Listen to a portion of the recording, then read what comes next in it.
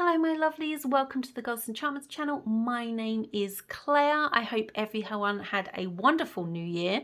This is our first video of 2022 and of course it has to be a deck review because we've just had Yule, so I've had some new decks come into my life and this is quite a unique one. So if you are a returning subscriber, welcome back. I hope you are well. If you are brand new, it would be wonderful if you could subscribe and join our family over here. Don't forget to hit the bell, guys, to get notified, and I would really appreciate it if you would give this video a thumbs up and pop me a comment down below. It really helps spiritual videos especially get seen in the YouTube algorithm. I will also have in the drop down, by the way, all of my details for my closed Facebook group, my website, shop, my academy where we have our courses. All that details, because I often get asked about it, is always under the title of the video. So, Live by the Moon Zodiac deck. It's not a tarot deck, it's not an oracle deck. This is an independent deck and it's actually from Australia. As far as I'm aware, you can only get it from their Etsy shop or their website. So this is the front cover. Just beautiful. I love that. It's a really good quality box, but I do have the lid here by itself because the box is impossible to open. It's only like the second one I've had like in literally a year that's been like this, but getting the top off of this was so difficult and I made the mistake of putting it back on, so I wasn't going to make you see me struggle. But you can see the inside has gorgeous artwork. Money has gone into this box. You've got the beautiful gold, it sparkles, it really is wonderful. And then let's bring in, this is the back of the box here. So let the moon be your guide, a simple and spellbinding deck created to help you live by the phases of the moon and the 12 zodiac signs. Work with the power of the moon to turn your dreams into reality. 12 zodiac cards, 8 moon cards, and 1 guide card. So you do not get a guide book with that. Instead, you get this card on the front here. So we'll take a look at that first. Let's move some things out the way. So this is sort of all you get information wise. So this may be a plus for you, it may be a minus, but this is what the information we are given. So a place for magical beings, moon lovers, and for those wishing to manifest their dreams into reality. Hello and welcome to the Live by the Moon Zodiac deck. It is so incredibly wonderful to have you here, and I thank you for welcoming my deck into your sacred space. I created this deck to be simple and beautiful to use, and I truly hope you feel the love and care poured into its creation. Enjoy. Moon cards. The moon cards are here to help guide you. Use them to set your intentions and focus your energies to manifest your dreams and desires. Order of the cards: new moon, waxing crescent, first quarter, waxing gibbous, full moon, waning gibbous, last quarter moon, and waning crescent. Then we have our Zodiac cards. The Zodiac cards are designed as information cards so you can display and keep track of the Zodiac year. It's as simple as that. How to use. Get started by finding the Zodiac that is currently in cycle. Display both the Zodiac card along with the moon card that matches the current phase. To check the current moon phase, scan the QR code to access the digital calendar. Rotate the cards as the moon phases and zodiacs change and follow the instructions on your moon cards. You are generally free to use this deck as you wish, but it was ultimately designed as a simple and unique way to track the calendar year through the zodiac and moon to help you manifest your desires. Wishing you all the best on your magical journey. Thank you. So that's the information you get with the deck. I don't think it really needs any more than that myself. But oh, that's the inside, by the way. You've got some writing at the base there. So this is the deck itself. So the back, hang on. There we are. No, there we are. I just want to check I'd put them back in some sort of order for you guys. So waning crescent. So it tells you obviously the phase of the moon.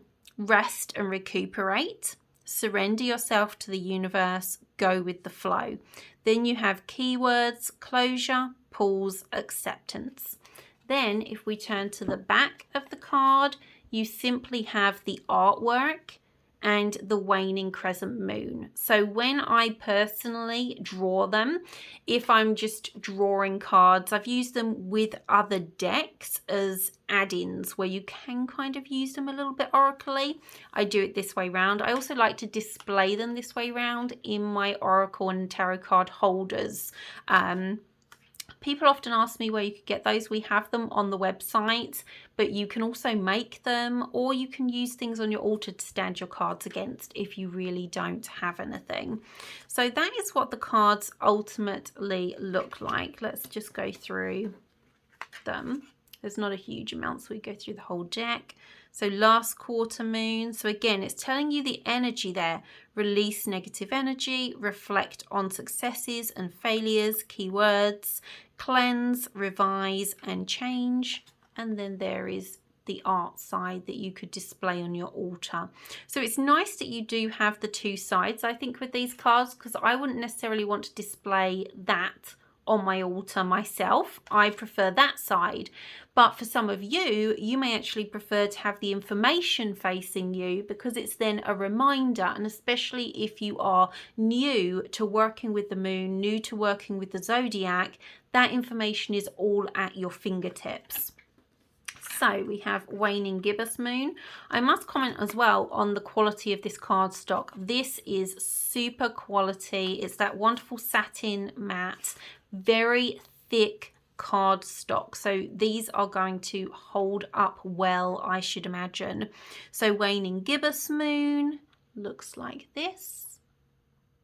They all have that wonderful reflective. I just love that.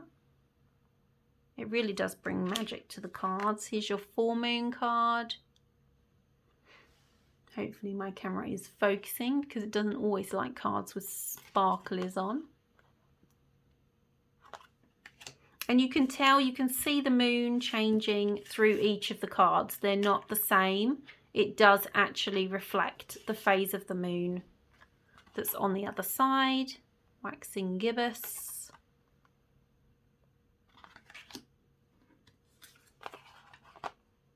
First quarter.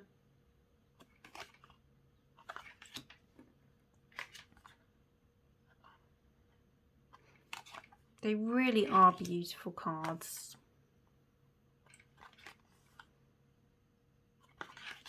And now we're starting to get into the zodiac. So that's your moon card. So you find out where you are. You can use a moon calendar. They have their little QR code you can scan that will find you a moon calendar. Most of us have moon diaries, things like that, or you can just turn to Google to find out where you are in the moon cycle if you are not following it currently or you're brand new.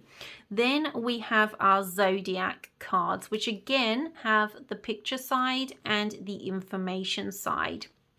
So let's start, let's come up here a little bit for this. So we have Pisces here. So you've got your symbols. So that's again going to help you learn, especially if you're new. Starting to recognize these symbols will help you in reading moon calendars, will help you in looking up information about the moon and astrology. When you see these things, you'll be able to recognize, oh, hang on, that means Pisces. It gives you what it literally means, the fish there. It gives you the date, so February 19th to March 20th, gives you its element, gives you its keywords. And then on the back you have this absolutely stunning artwork that's going to be on your altar with a matching moon card. So like I mentioned, they could be displayed this way, both with their pictures like that. That's how I personally like to display them on my altar. I just love that. Then we have Aquarius. The only thing is the card, because it is that soft touch and is quite thick, it can be difficult to pick up, but you're not really going to be shuffling these, so I don't think it makes... I would much rather have a high quality card like this that's going to last, especially when we're using it slightly different. Capricorn. You've also got, obviously, the stars here.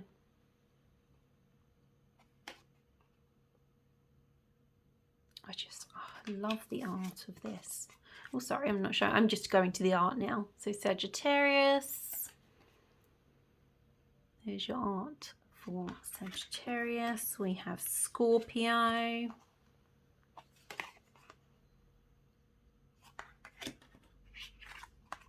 Libra.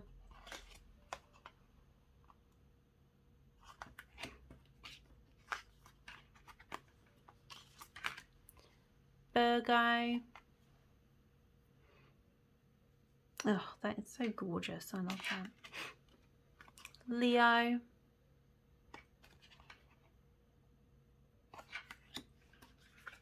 Cancer.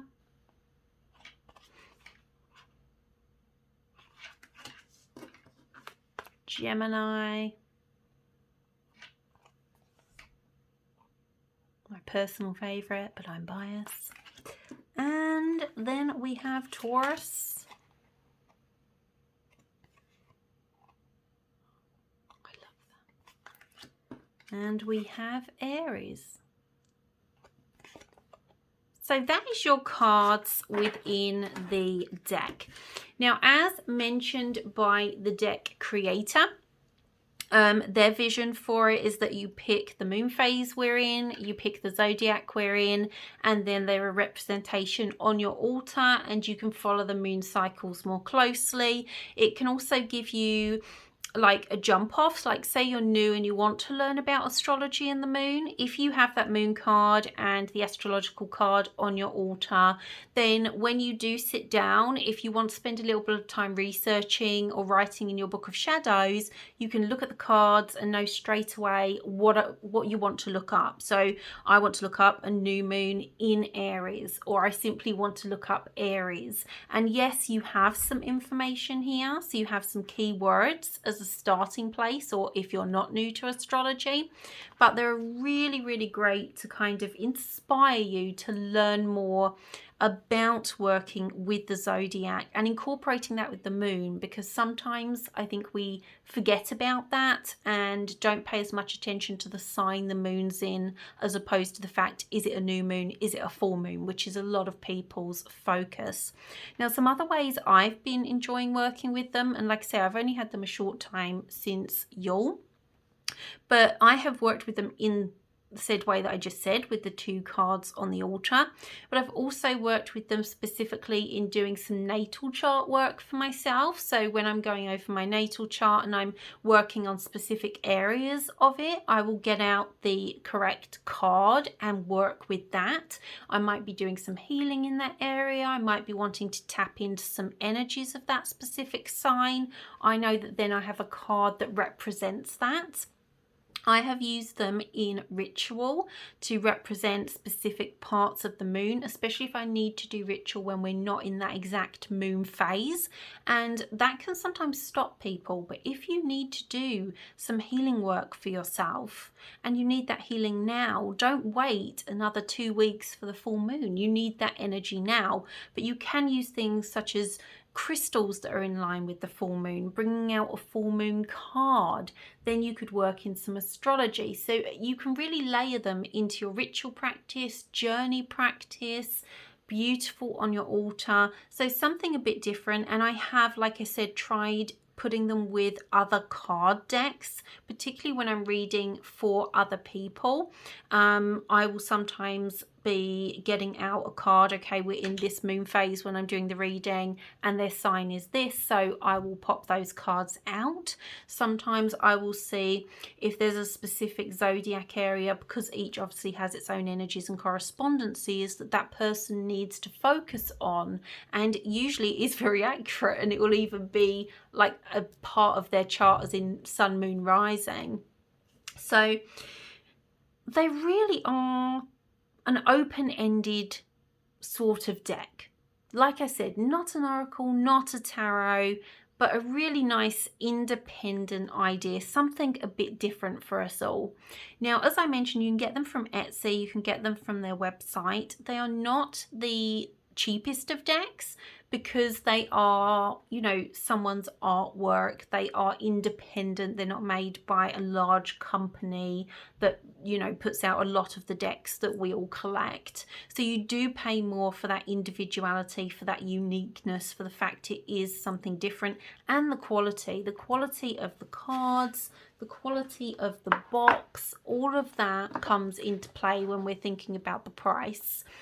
So the cards are from Australia, which is another thing to take into account, because it does mean they're going to take longer to come when shipping them, and also you will have to pay for shipping, which is a little bit more expensive, and they're not, you know, easily accessible from places like Amazon. But I do think it is worth it. Support, you know, smaller artists that are doing their own work, that are bringing something unique to the area of decks, because so many get churned out now by the big companies. A lot of them are repeats or stock photos and stuff like that, and it's just nice to have something that's different. She also makes a lot of items with the designs from the deck here, and this was the Gemini bag that my husband got for me to keep them in. So mine don't stay in the rather difficult box, they go into said pouch. So you can also get these from her as well at the same time, so you can choose and get your own zodiac sign.